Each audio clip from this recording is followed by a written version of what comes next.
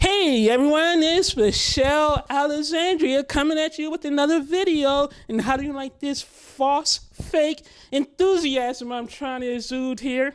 Okay, I got a headache. I'm going back to my normal voice. So anyway, the whole point of this video is I'm going to try to sum up 5 reasons, and actually not 5 reasons because I'm terrible at counting, why you should not buy LCD TV.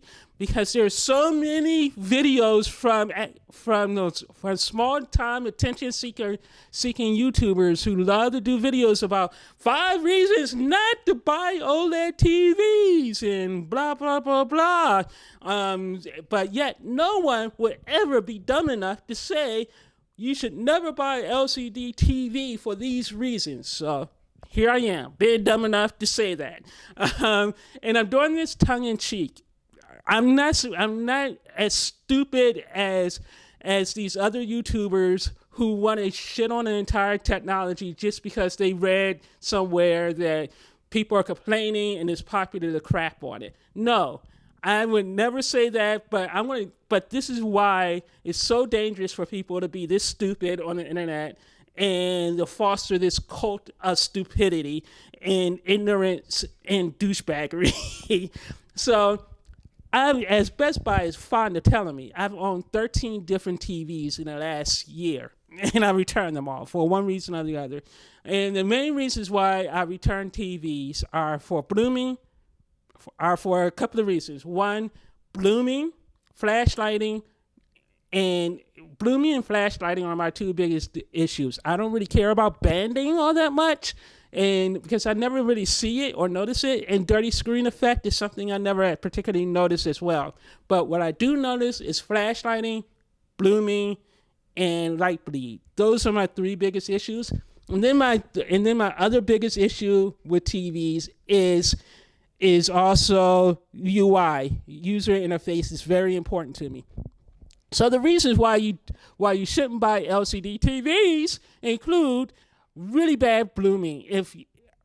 I'm someone who actually uses subtitles on my TVs. I like to have subtitles because I don't want to blast my sound system and annoy my neighbors and then have my ears bleed out. So I turn on my subtitles a lot.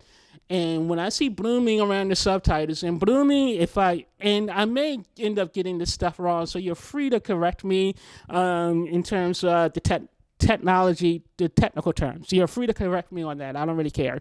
But blooming occurs basically when you randomly had cloudbursts around your picture. So you randomly had cloudbursts up in your picture where if it's a dark scene, you randomly have cloudbursts. And normally blooming occurs when you have your subtitles turned on. So then as subtitles are coming up, you'll see things like cloudbursts around the subtitles and everything else. And some TVs have it smaller, others have really big radiuses, and it's really noticeable and it's really distracting.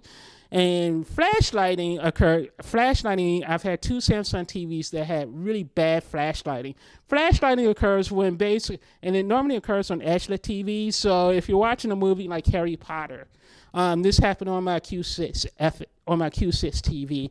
It wasn't a Q6FN, I don't believe. It's the Q6 Best Buy Special Edition. And what happened was, I loved that TV when it was in full screen mode when I was watching regular content, but the minute I would watch HDR content and letterboxing would appear, then what would invariably happen is the edges of the TV would randomly light up, especially in dark scenes. So if you're watching a movie like Harry Potter and the Deathly Hallows, or if you're watching something like a Harry Potter movie, what kept happening was the light kept turning on and off, on and off, on and off, and it looked like someone was turning on a flashlight behind the screen, and you're trying to pay attention to the movie, but every couple of minutes the light would randomly turn on and off, so then my eye would turn over to the left hand side of the screen, and it was distracting as heck, and it bugged the heck out of me.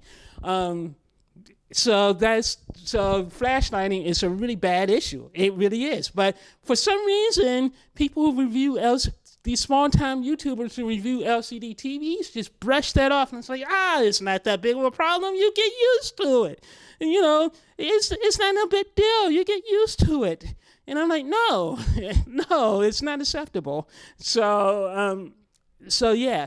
And then the other major issue is light bleed. Light bleed happens, I don't know why it happens, but it happens normally, again, with LCD TVs, where basically you're watching a movie, and instead of looking black, the letterbox bars, the black bars end up looking gray. And that wouldn't be as big of a deal if it was like just a steady gray. But a lot of times, again, like flashlighting, it happens sometimes, and then it'll turn off, and then you're watching a movie, or the entire black bar isn't gray, it's just bleeding into the bar a little bit, or it's bleeding in the corners and stuff. So naturally, my eye just naturally focusing on it, and I can't focus on the movie. So that bugs me. And again, people who review, these Samsung fanboys and Sony fanboys who call themselves professional calibrators, are running around and saying, a lot of that stuff isn't all that bad. It's not that big of a deal. Just buy some bias lighting, and bias lighting will fix everything. It would make the TV look amazing. And I'm sitting there going, why should I buy something extra to make my TV look good? Why should I buy this external thing, spend a couple of $100s on bias lighting just to make my TV look good? Not to mention the fact, I am someone who watches stuff in the dark. I only like to watch stuff in the dark. Because it gives me that movie theater environment, and I don't want to have light shining in my face when I'm trying to watch TV. The whole point of watching TV is to watch TV. It's not to have biased lighting in the background distracting me. I like to focus on what I'm watching. So I really get irritated when certain YouTubers talk about, why would you want to watch TV in the dark unless you're a vampire? And they can't even pronounce the word vampire correctly. But it's like, unless you're a vampire, only vampires want to watch TV in the dark. No, you want lights and everything. I'm like, what kind of idiot are you, really? And you call yourself a professional and on everything else. But anyway, again, those are three issues with LCD TVs that people the LCD fanboys don't like to talk about. They don't talk about blooming. They don't talk about flashlighting. They don't talk about light bleed. They don't talk about banding. They don't talk about dirty screen effect. They don't talk about any of these issues that LCD TVs face.